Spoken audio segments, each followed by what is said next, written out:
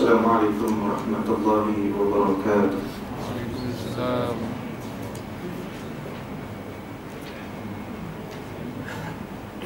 A'udzubillahi samil alim minasyaitonir rajim. Bismillahirrahmanirrahim. Alhamdulillahi rabbil alamin.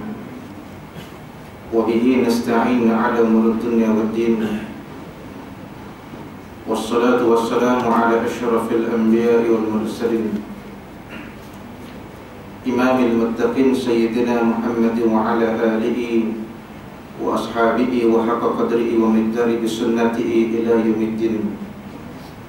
Qala rabbi shrah li sadri wa yassir li amri wahlul 'uqdatam min lisani yafqahu qawli. Rabbi zidni ilma warzuqni fahma. Rabbi yassir wa la tu'assir, Rabbi tammim bil khair. Allahumma 'allimna ma jahilna warzuqna tilawatahu ana al-lail wa atrafan nahar hujjatan ya rabbal alamin. Allahumma zayyinna bi zinatil Qur'an wa akrimna bi karamatil Qur'an wa adkhilna al-jannata bi syafa'atil Qur'an ya arhamar rahimin. Radina billahi rabba wa bil islam dina Muhammadin nabiyyan wa rasulah wa bil Qur'ani imama bil ka'bati qiblata bil mu'minina ikhwana ya arhamar rahimin. Hasbiyallahu wa ni'mal wakil. Wa la hawla wa la quwwata illa billah. Wa la hawla wa la quwwata illa billah. Wa la hawla wa la quwwata illa billahil aliyyil azim. Amma ba'd. Kama qala Allah subhanahu wa ta'ala fil kitabil karim ba'da a'udzu billahi samil alim minasy syaithanir rajim. Innama yakhshallahu min ibadihi al-ulama. Shadaqallahul azim. Sesungguhnya golongan-golongan yang takutkan Allah subhanahu wa ta'ala itu adalah dari kalangan alim ulama. Alhamdulillah summa alhamdulillah. Pertama-tama kali bersama-sama kita merafakkan setinggi-tinggi rasa syukur kita kepada Allah subhanahu wa ta'ala, karena pada malam yang berbahagia ini dapat sama-sama kita hadir, dapat kita menyambung kembali pengajian kuliah maghrib kita dalam bicarakan kitab fiqh sirah nabawiyah. Alhamdulillah kita bersyukur kepada Allah subhanahu wa ta'ala karena Allah masih lagi menggerakkan hati dan tubuh kita untuk hadir pada malam ini untuk memanfaatkan ruang waktu lapang yang Allah ta'ala kurniakan kepada kita semua. Mudah-mudahan berkumpulnya kita pada malam ini kita memperoleh kerahmatan dan keberkatan dan keredaan dari Allah subhanahu wa ta'ala insyaallah. Muslimin dan muslimat sedang hadirin wal hadirat jamaah kuliah maghrib rahimakumullah, kita sambung kembali pengajian kita pada malam ini. Dan insyaallah kita akan sambung dalam satu bab, yaitu hijrah pertama dalam Islam. Hijrah pertama dalam Islam. Dan kita berada di penghujung-hujung bulan Muharram. Bahkan sehari dua saja lagi Muharram bakal meninggalkan kita.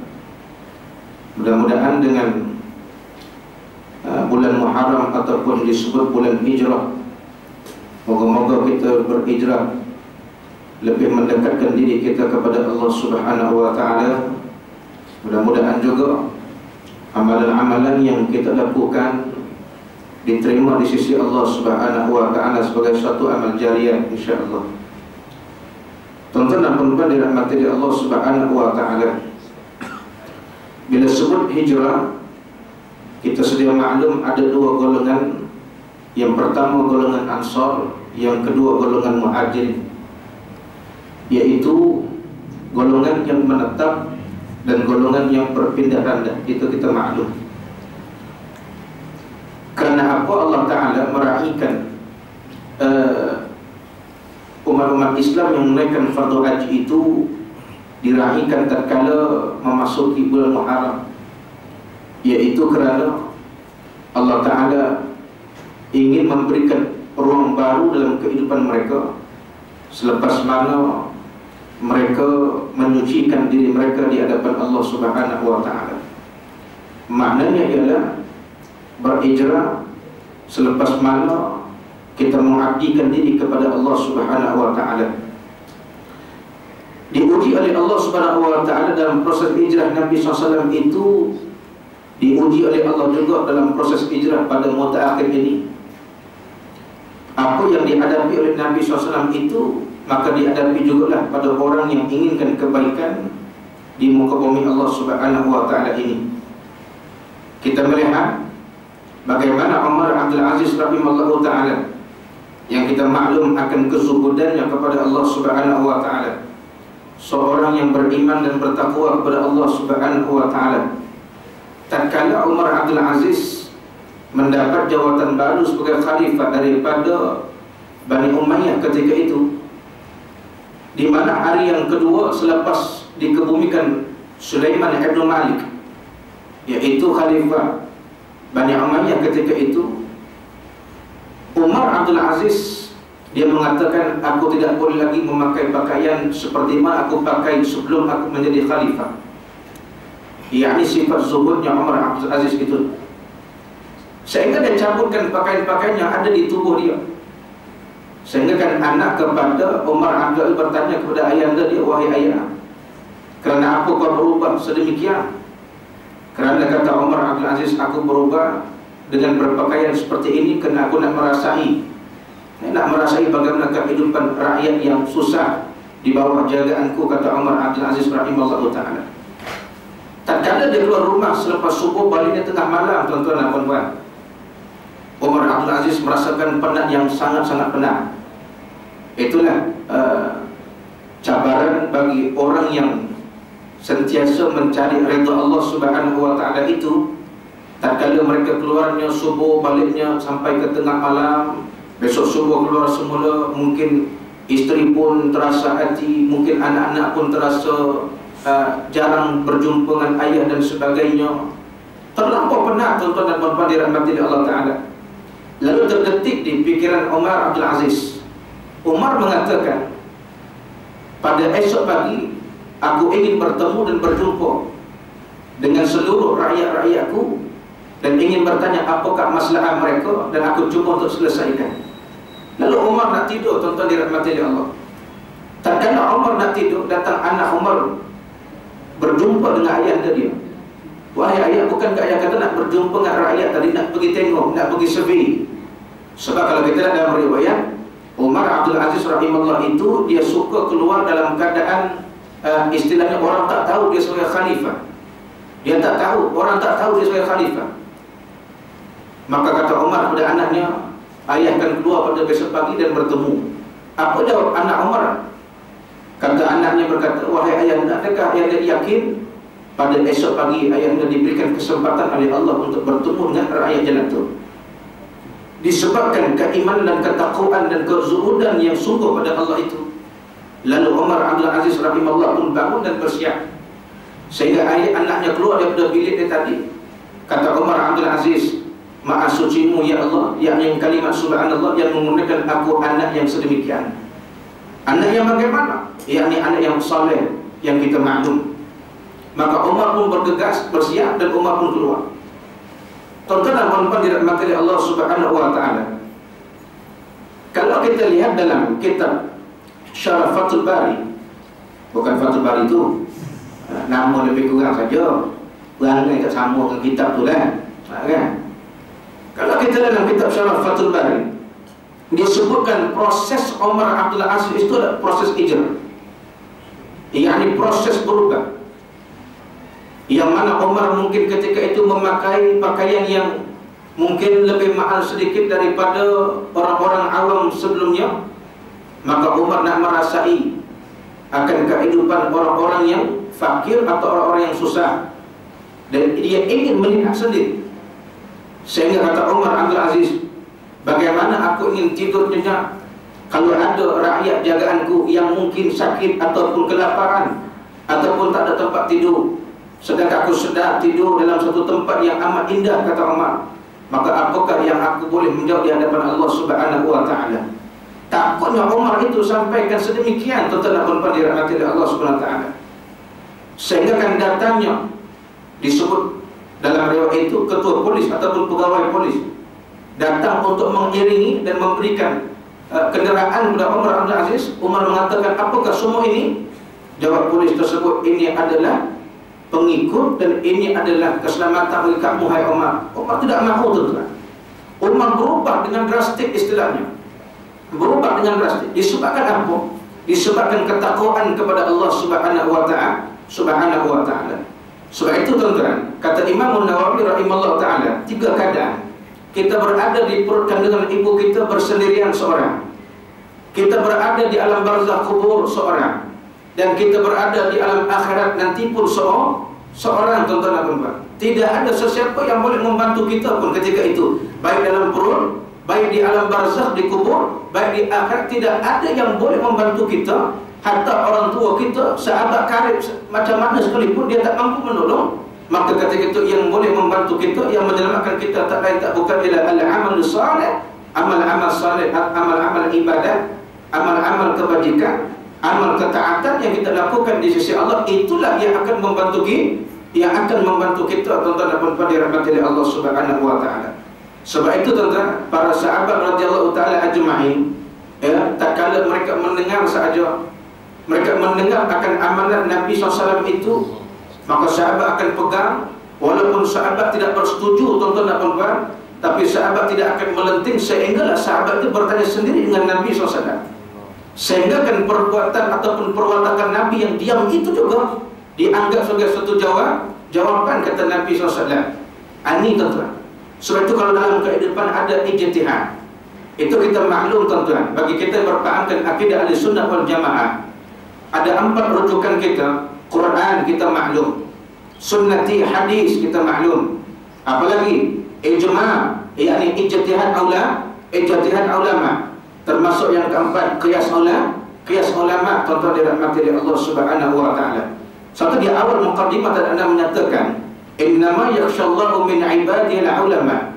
Yang anda terjemahkan kalimat ulama di situ, sesungguhnya yang takut kepada Allah itu ialah dari kalangan ulama. Ulama jamak dari perkataan atau kalimat alim. Bila kita kata ulama, siapakah ulama itu?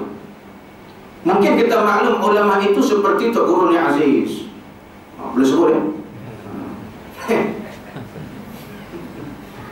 Mungkin ulama itu kita sebut sebagai Tok Guru Adi Awam. Kita sebut ulama itu mungkin Dr. Zulkifli Al-Bakri. Kita sebut ulama itu mungkin Fadilatul Syekh Nuruddin Marbu Al-Banjari Al-Makki yang dah kena ban.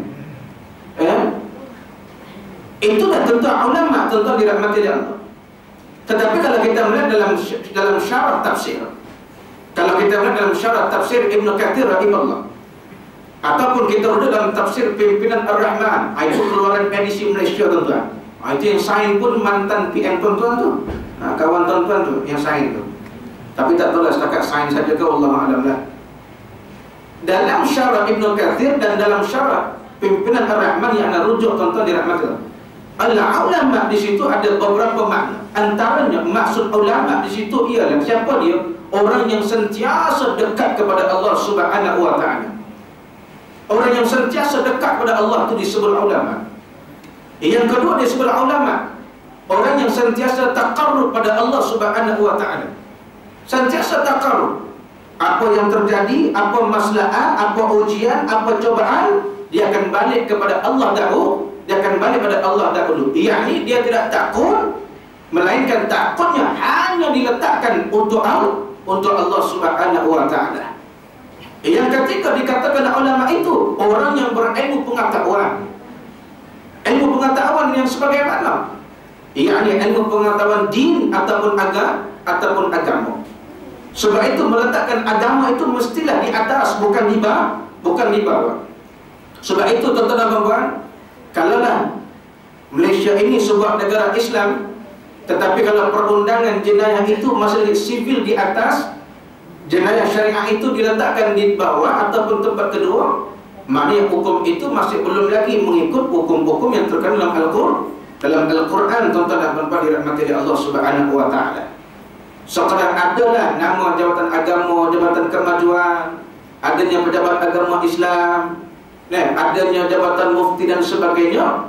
Tetapi kalau kata sivil itu masih di atas, tuan-tuan dan puan-puan, tapi syariah itu masih letak di bawah ataupun tempat kedua, selagi itulah tuan-tuan dan puan, Islam itu tidak akan dianjak, Islam itu tidak akan diangkat ataupun dijulang, tuan-tuan dan puan dirahmati Allah. Sekadar mungkin di mulut, tetapi realiti mungkin tidak, tuan-tuan. Maka nak sebutkan tadi, para sahabat itu bila mana adanya ijtihad di kalangan para sahabat yang lain, mereka menerimanya dahulu, tuan-tuan. Sebab itu kalau kita lihat pada hari ini, tuan-tuan, ya, bila mana anak sebutkan baru-baru ini, tuan-tuan, di hadapan pelajar-pelajar Selangor di Kaira baru-baru di Mesir, tuan-tuan, dengan pihak pemerang, anak sebut, tuan-tuan, dirahmati Allah Subhanahu wa taala. Kalaulah kita tidak merujuk kepada ulama, siapa lagi kita nak rujuk? Sebab itu Nabi sebut al-ulama'u warasatul anbiya, ulama itu pewaris aku, kata Nabi.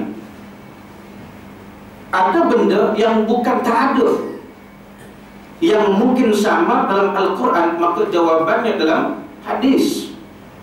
Contoh, anak selalu sebut Allah menyatakan ayat berkaitan aqimus salat dan dirikan salat. Tetapi ada atau tidak kita terjumpa dalam Al-Quran itu mana-mana ayat yang Allah menceritakan bagaimana gambaran untuk salat, angkat takbir, berwudu, niat, rukuk, sujud, tahiyat, salam, tidak ada, tuan-tuan.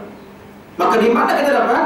Salli kama ra'aituni usalli. Dalam hadis Nabi kata pada sahabat, mu tengok macam mana aku sembahyang, lalu mu ikut, kata Nabi SAW. Maka jawapan dalam hadis. Maka ada beberapa perihal yang ada dalam hadis itu mungkin sama-sama.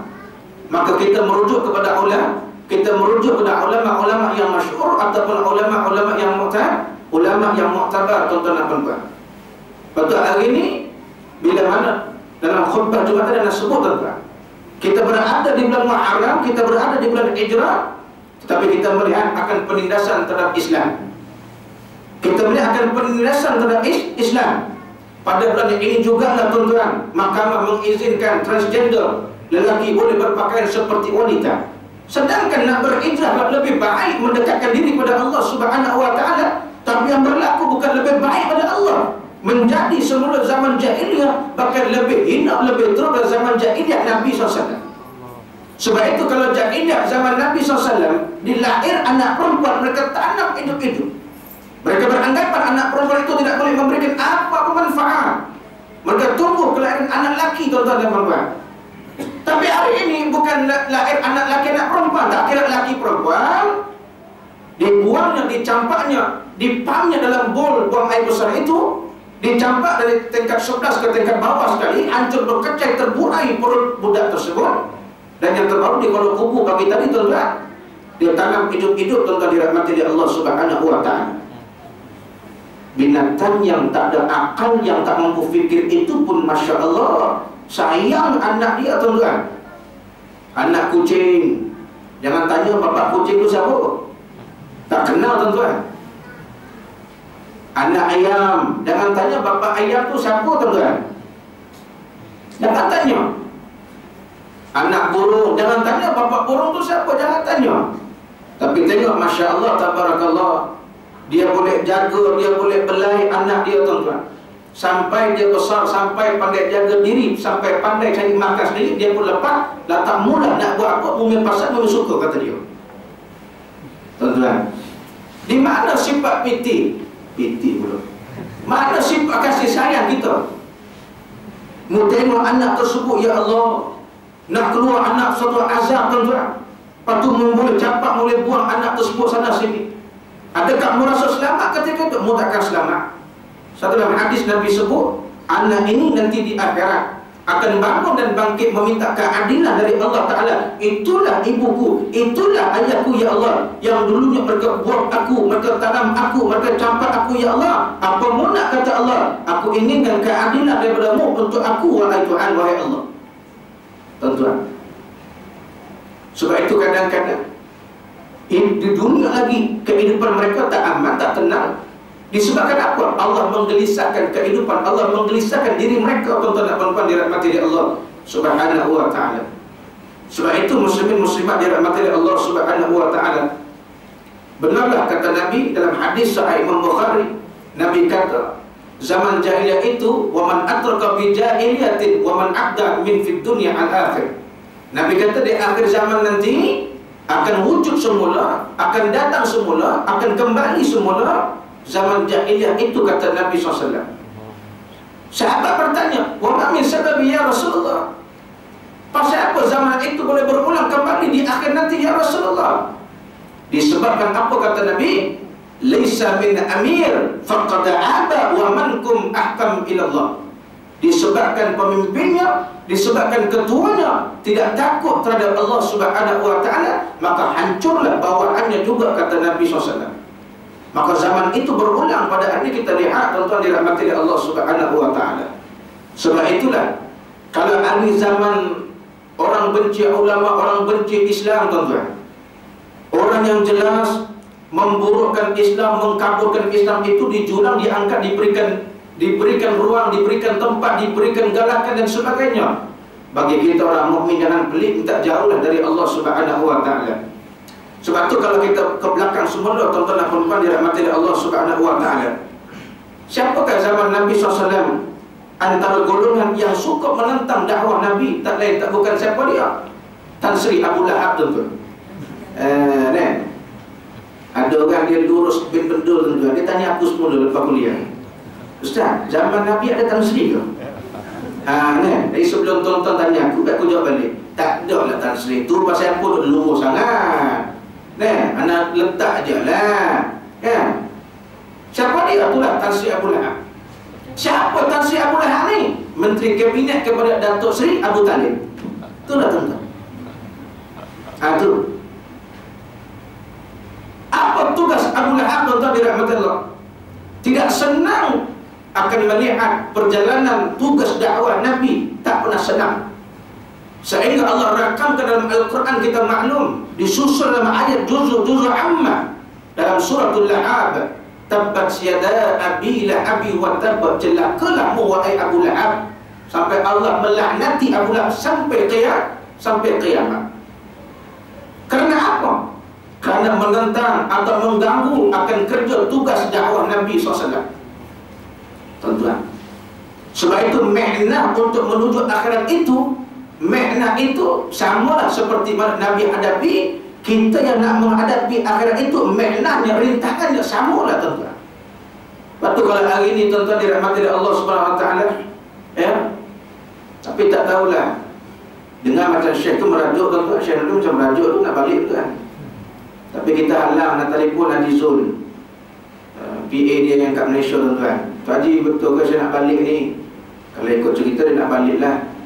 Jawi pun dah keluarkan statement begitu dan sebagainya.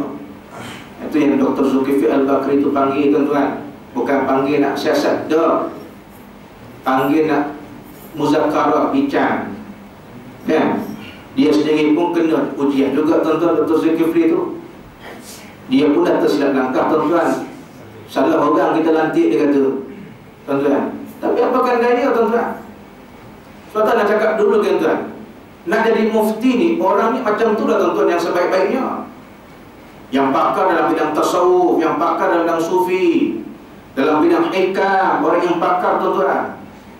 Ini, tuan-tuan dirahmati Allah Ta'ala sekalian, asal boleh lantik, tuan-tuan, hari ni. Suatu, tuan-tuan, kalau mufti kat Malaysia ni nak jadi mufti, tuan-tuan, dia mesti diantar kursus, tuan-tuan, 3 ke 6 bulan, paling tinggi 6 bulan, paling sekejap 3 bulan, bukan 3 minggu saja. Di mana, tuan-tuan? Tak main lah Malaysia saja. Dia antar ke mana? Darul Iftar, tuan-tuan. Di mana Darul Iftar? Di Mesir, tuan-tuan. Darul Iftar ni tempat di mana dikeluarkan sijil layak jadi mufti. Jadi kalau tuan-tuan pergi ke Darul Iftar tu, ngaji 3-6 bulan untuk jadi mufti, dapat sijil, balik, tuan-tuan, boleh mohon lah, tuan-tuan, layak lah tu. Tapi kalau tak layak, dia tak bagi, tuan-tuan. Maknanya dia jadi mufti, tuan-tuan, dia akan mendapatkan sijil daripada sana dulu, tuan-tuan, 3 ke 6 bulan. Antaranya, tuan-tuan, antaranya lah Noh Gadut, itu antaranya tu. Antaranya siapa, tuan-tuan, dirahmati Allah Ta'ala? Antaranya tu, tuan-tuan, Tamyiz, tuan-tuan. Kenal tu? Tu turunkan tuan-tuan tu. Ya. Antan tuan. Baik tuan-tuan. Siapa yang ada dalam Darul Iftar tuan-tuan dirahmati? Masya-Allah tuan-tuan, ulama yang hebat-hebat. Antaranya Fadilatul Syekh Dr. Usama Al-Azhari tuan-tuan. Ahli majlis fatwa Darul Iftar. Tuan-tuan. Kerana apa diantar ke sana? Sebab lebih separuh dunia ini menggunakan fatwa-fatwa yang dikeluarkan oleh Mesir tuan-tuan. Oleh Darul Iftar, maaf. Tuan-tuan. Maka kalau ada khusus 3 ke 6 bulan balik Malaysia tu, mufti ni hebat lah tuan-tuan. Tapi pasal apa dia balik tuan-tuan? Dia tak berani tak pelik tu. Tak tahulah, mungkin itulah kadang-kadang akhir zaman tuan-tuan, al-ulama ul-fulus wal sampul tuan-tuan. Hadis Melayu tu. Tahu al-ulama ul-fulus wal sampul.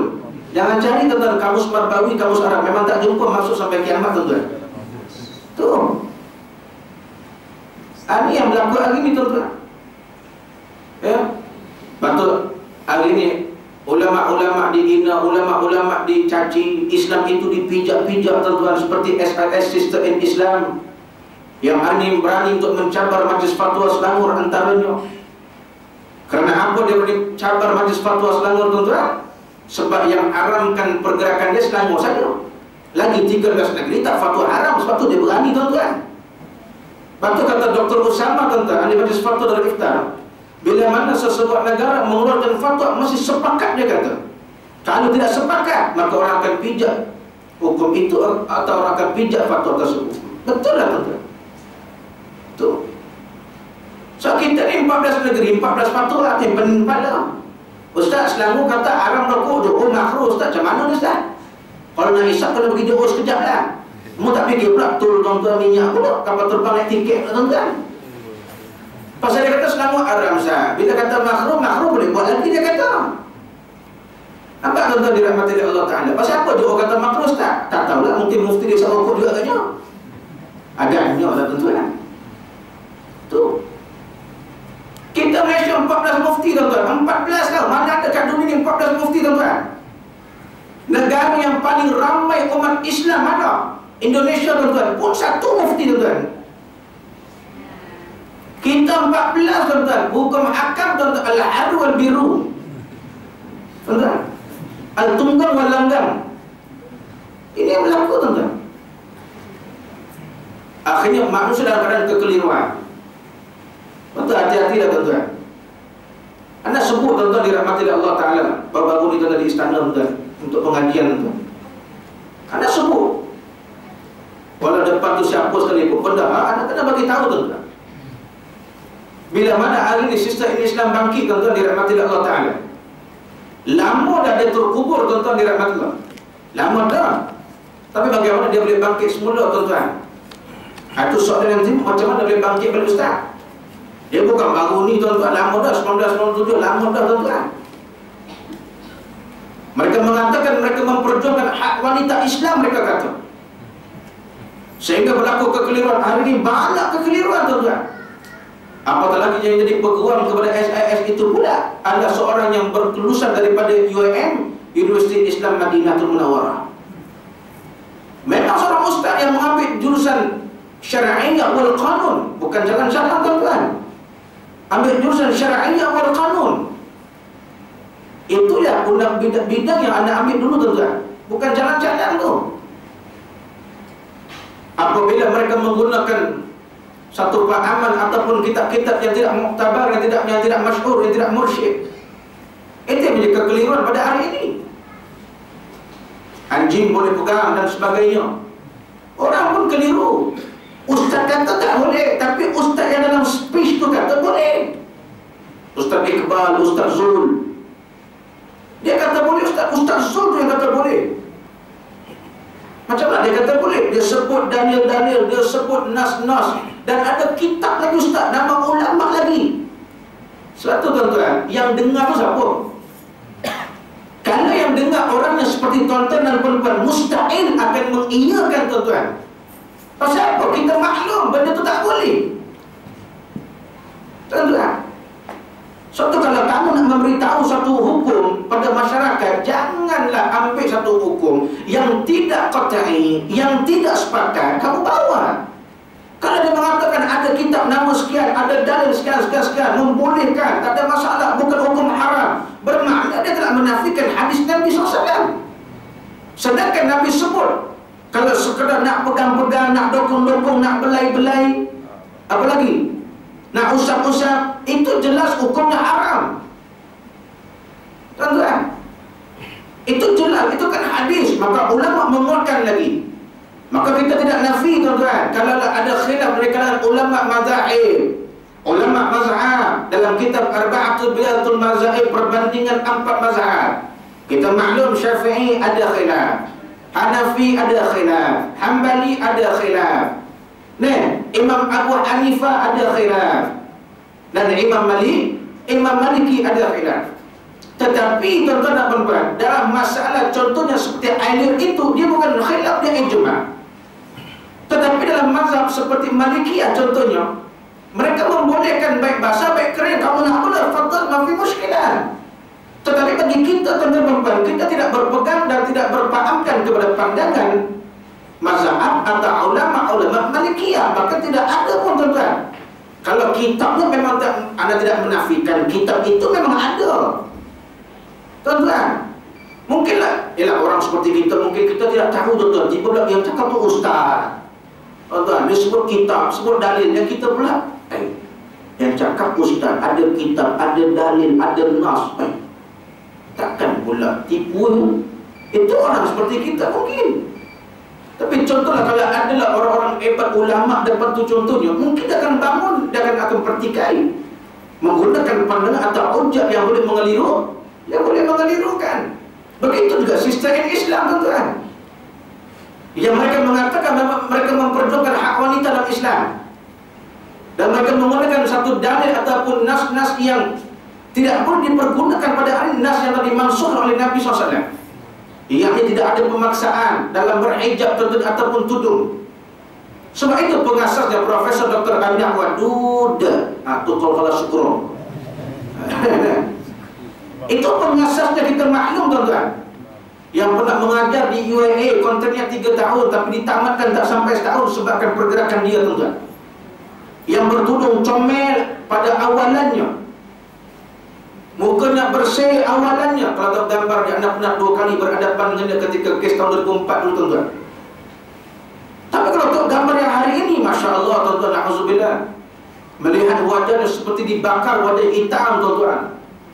Tengok mukanya, ya Allah, cantik lagi singa, tuan-tuan, daripada dia. Kerana apa, tuan-tuan? Janganlah kita terlupa, Allah bagi peringatan dalam Al-Quran, dalam suratul Baqarah, ayat yang ke-6, ayat ke-7, Allah sebut dah. Lepas tu dia guna nama Islam di ujung. Sedangkan perjuangan mereka bukan Islam yang hakiki. Mereka menggunakan kalimat sister. Lepas tu dalam bahasa Ibrani, dalam bahasa Yunani, sister itu diberikan pendapat, sister itu bil makna pendeta-pendeta perempuan. Lepas tu kalau di gereja, mereka panggil sister, imam.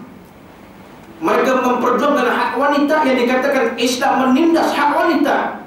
Anda nak tanya muslimah kat belakang tu, malah tak ramai pula muslimat. Bagaimana engkau semua ni?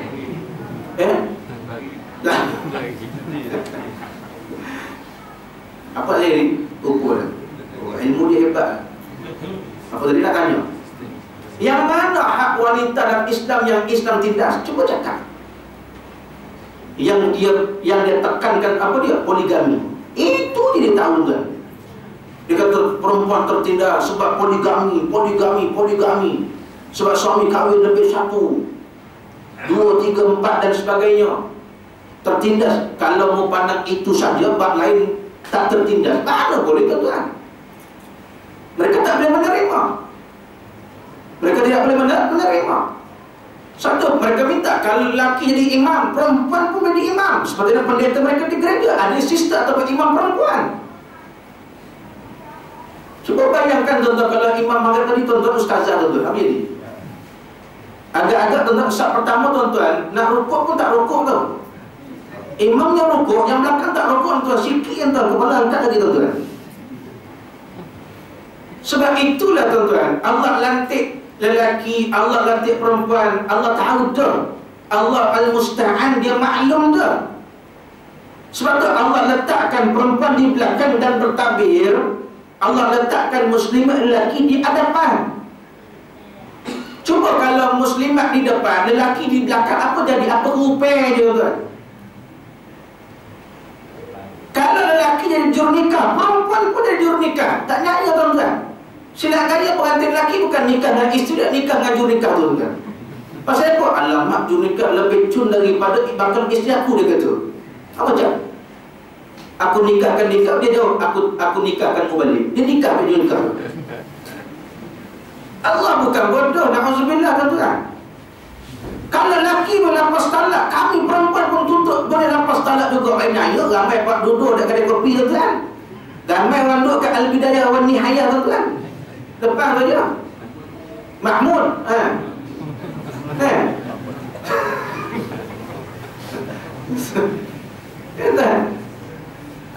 berani King Kong. Kenapa Allah melantik lelaki? Bila mana Allah sebut ar-rijalu qawwamun 'ala an-nisa yaghuddu 'ala ba'din hatta akhir. Aku jadikan lelaki itu ketua, pemimpin. Bagi siapa? Bagi perempuan. Islam jaga wanita, belum kahwin pun mak ayah wajib jaga, dah kahwin pun Islam suruh suami jaga. Tengok. Tuan-tuan. Bukan Islam tak jaga. Tapi sebab apa, tuan-tuan? Allah sebut dah dalam surah Al-Baqarah ayat 6 ayat 7 tadi.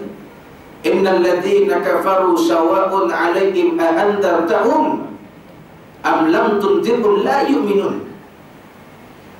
Khatamallahu 'ala qulubihim wa 'ala sam'ihim wa 'ala absarihim ghishawa wa lahum 'azabun 'azim. Allah sebut dah.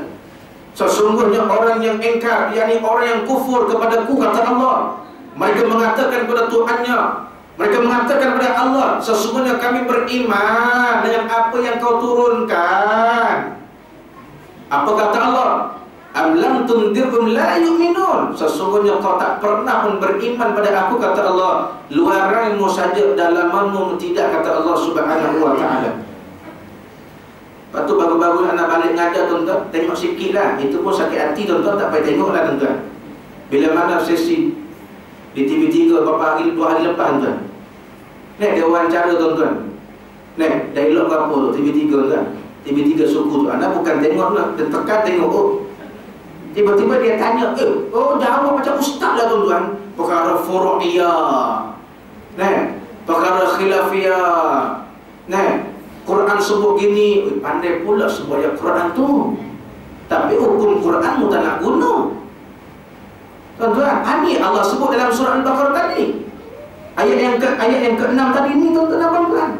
Dia kata dia beriman, tapi Allah dia amlam tuntirun la yu'minu. Kamu tak pernah beriman pun, kata Allah Subhanahu wa ta'ala.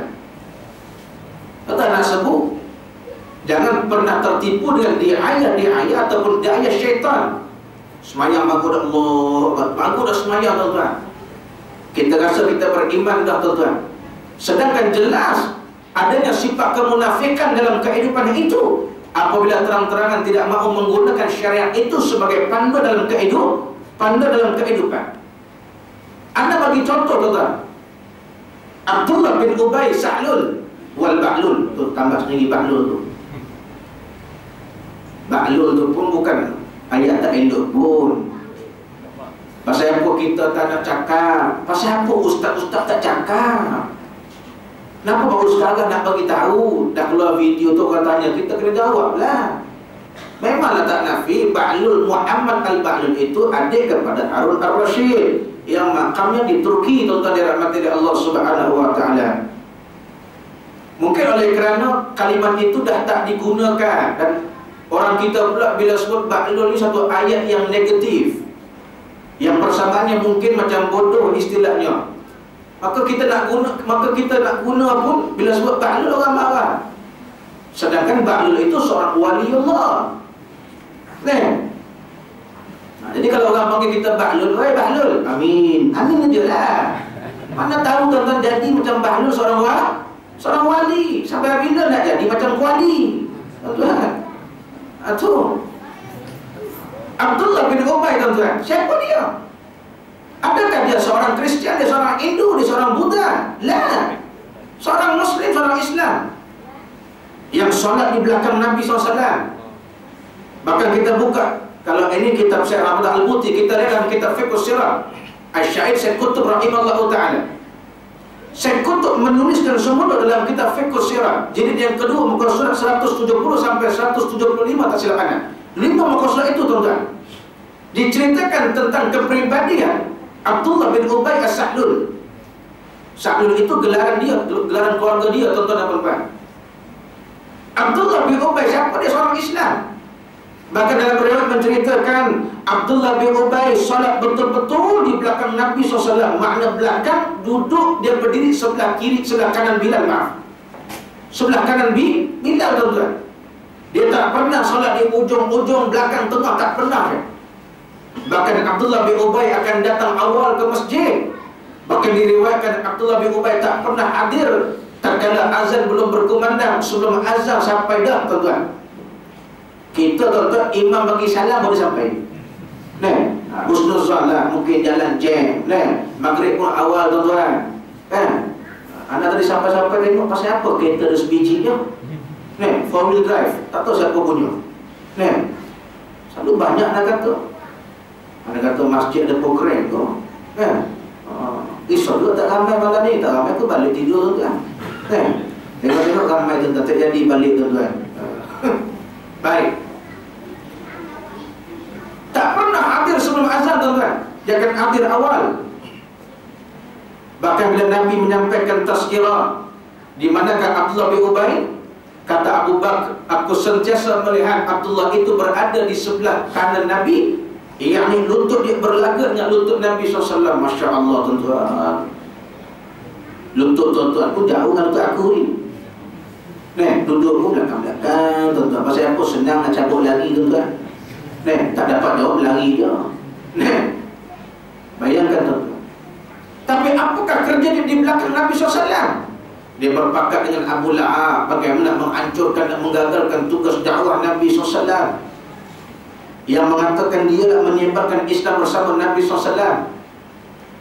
Patut bila Nabi sebut di awal tadi, anda sebutkan, Nabi akan menyatakan di akhirat dia akan kembali ke semula zaman jahiliyah. Zaman jahiliyah itu, tuan-tuan. Sebab itu kalau hari ini, tuan-tuan, masyarakat inginkan kebaikan, kebaikan itu disekat, kebaikan itu dihalang, kebaikan itu dihalang, tuan-tuan dan puan-puan dirahmati oleh Allah Subhanahu wa ta'ala. Itu hakikat dan realiti. Bahkan kata ulama salafus saleh, ada 3 tanda besar kiamat itu. Maknanya penyebab berlakunya kiamat itu, 3 tanda besar itu wujud pada hari ini. Apakah yang pertama? Yang pertama, kata ulama, yang pertama sekali tanda besar yang mengakibatkan kiamat itu boleh berlaku, yang pertama sekali ulama itu dihina, artis-artis, hiburan-hiburan itu disanjung dan diangkat kedudukan mereka. Tuan-tuan, Maria Carey datang Malaysia, tuan-tuan, pakai baju pun nampak dada, tuan-tuan. Itu boleh, Syekh, Masya Allah. Tapi bila ulama-ulama, tuan-tuan, menyampaikan kebenaran, mungkin tak kena dengan pandangan mereka, disebabkan mungkin dia banyak menegur fahaman-fahaman Syiah, fahaman-fahaman Wahabiyah, ataupun fahaman yang bertentangan dengan ahli sunnah wal jamaah, maka dia pun dibuang, dia pun dihina, dia pun macam-macam, tuan-tuan, hari ini. Realitinya, tuan-tuan, realitinya mereka yang berfahaman itu masih banyak, tuan-tuan, dirahmati oleh Allah Subhanahu wa ta'ala. Ini, tuan-tuan. Yang kedua, apa kata ulama? Yang kedua ialah apabila orang yang menyuruh pada kebaikan itu dihalang, tapi orang yang melaksanakan kemungkaran itu disokong, diberi ruang dan sebagainya. Ini, tuan-tuan. Buat kat sini, lepas tu tak boleh buat pula, tuan-tuan. Paksalah, tuan-tuan, pinjam tempat lain. Nasib baik ada masjid bagi pinjam masjid dia, tuan-tuan, dirahmati Allah Ta'ala. Buat kat PICC, cancel pula lah manage, tuan-tuan. Apa sebab? Sebab kawalan keselamatan tak ada, tak cukup, tuan-tuan. Tak cukup saja, tuan-tuan. Bersih itu cukup aja, tuan-tuan. Itu yang kedua. Kita nampak benarlah kata ulama. Sebab ulama itu dia berkata bukanlah berdasarkan nafsu semata-mata, tidak. Kerana pandangan ulama itu jauh, tuan-tuan, tajam, tuan-tuan, dirahmati oleh Allah Subhanahu wa ta'ala. Yang ketiga kata ulama, tanda besar yang mengakibatkan kiamat itu berlaku. Apa yang ketiga? Apabila zahirnya kerosakan di muka bumi, yakni zina. Kita lihat hari ini tuan-tuan, zina banyak tuan-tuan dirahmati oleh Allah Subhanahu wa taala. Banyak berlaku tuan-tuan. Maka tiga ni kata ulama, sebab dan tanda-tanda yang menyebabkan kiamat itu boleh wujud tuan-tuan. Tetapi kenapa tidak berlaku kiamat lagi tuan-tuan? Kenapa tidak berlaku kiamat lagi? Maka ulama kata apa? Kalau kita dalam kitab Ihya Ulumuddin Al-Imam Al-Ghazali rahimahullah ta'ala, dia kata apa tuan-tuan? Sebab kiamat itu tertangguh ataupun kiamat itu belum lagi dilaksanakan oleh Allah Ta'ala, sebab masih ada lagi majlis seperti kita, yakni majlis mengingati Allah seperti ini. Maka Allah menangguhkan disebabkan memberikan peluang kepada kita untuk mencari amal-amal di muka bumi Allah Subhanahu wa taala. Maka Allah menangguhkan sebab adanya majlis seperti ini tuan-tuan dan puan-puan. Kalau tak ada majlis seperti ini tuan-tuan, kalau dah majlis ilmu pun dah tak ada dan sebagainya, disekat di alam dan sebagainya, maka tunggulah. Dalam hadis yang 15 Nabi sebut itu, maka tunggu saat kehancuran, kata Nabi sallallahu alaihi wasallam. Itu jelas tuan-tuan. Itu jelas. Waktu semalam nak baca dalam satu artikel tuan-tuan, dalam artikel Sinar Harian, Intama cakap bila mana Exco Kedah keluarkan kenyataan, lapor pada pihak Jabatan Agama, jika ada mana-mana khatib yang menyampaikan, yang membaca khutbah tidak berdasarkan teks khutbah yang diberikan. Takkan pasal khutbah pun nak pergi lapor-lapor tuan-tuan. Tengok. Itu yang nak jawab tuan-tuan, ya Allah, tak sedar ke 4 kali Allah bagi puting beliung tu? Tak sedar. Pasal apa tuan-tuan? Anak pun sambung ayat ke-7. Khatamallahu ala qulubihim. Sebab hati mereka Allah tutup rapat-rapat, suku inci pun tak ada buka tuan-tuan. Patut tak rasa takut pada Allah dan azab Allah Ta'ala. Wa ala absarihim. Tuan-tuan, Allah butakan mata mereka ni. Bukan buta tak nampak tuan-tuan.